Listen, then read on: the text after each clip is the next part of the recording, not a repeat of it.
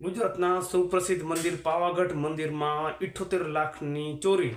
મહાકાળી માતાના મંદિરમાં મહાકાળી માના ઘરેણા 100 તોલાના ઘરેણા અને ચાંદીની એમ કુલ મળીને 78 લાખની ચોરી થઈ છે.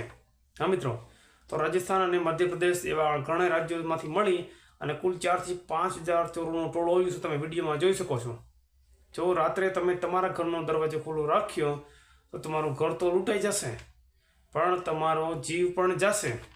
અને એક માહિતી તો એવી મળી છે કે વડોદરાના એક ગામમાં જે ચોરી થઈ હતી ત્યાં ચોરો આવ્યા અને જે દાદીમાં તમે ફોટામાં જોશો એ દાદીમાનું ગળું દબાવી રાખ્યું હતું અને દાદીમાના ઘરેણા લઈ ગયા અને કાનમાંથી બૂટી ના નીકળી તો કાન કાપીને પણ જોડે લઈ ગયા. હા મિત્રો, ચોરોની એક અલગ ટ્રીક છે. તમારા ઘરની આજુબાજુ કંઈક અવાજ કરશે કાં તો તમારા ઘરની આજુબાજુ એક નાનકડું બાળક રડતું મૂકી દેશે. જો તમે બહાર નીકળશો તમને એમ લાગે છે બહાર કોઈ બાળક રડે છે, તમે દરવાજો ખોલશો, જેવો દરવાજો ખોલશો એવા એ 8 થી 9 લોકો હશે, અલગ અલગ ગેંગ, એ તમારા ઘરમાં ગરી જશે, મોટા મોટા ચારા ચાકા લઈ, હથિયાર લઈ અને તમને બંદી બનાવી લેશે, તમારા ઘર લૂંટી લેશે અને તમારા ફેમિલીના લોકોને ઈજા પણ પહોંચાડશે અને ઘરના લોકો જોડે નવું કામ પણ કરશે. આવા મોટા હથિયારધારી ચોરો ગુજરાતમાં પ્રવેશી ચૂક્યા છે. તો ક્યાં ક્યાં ચોરી કરી છે તો હું તમને જણાવું કે વ્યારામાં, સુરત પાસે વ્યારામાં ATM તોડીને 40 લાખની ચોરી કરી છે.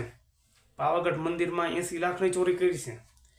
ત્યાર પછી વડોદરાના જૈન મંદિરોમાં કેટલાય મંદિરો તોડી અને એમાં ચોરી કરી છે.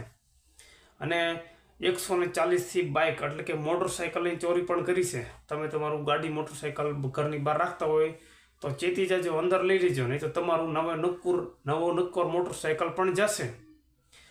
રાજકોટ જિલ્લામાં ઘણી જગ્યાએ આ લોકો ચોરી કરી છે. આ લોકો ચડ્ડી અને ગંજી પહેરીને આવે છે રાત્રે અને ઘણા બધા લોકોને ગેંગ હોય છે. તમે ચેતતા રહેજો, દરવાજો રાત્રે ના ખોલતા, નહીં તો જીવ પણ જશે અને ચોરી પણ થશે.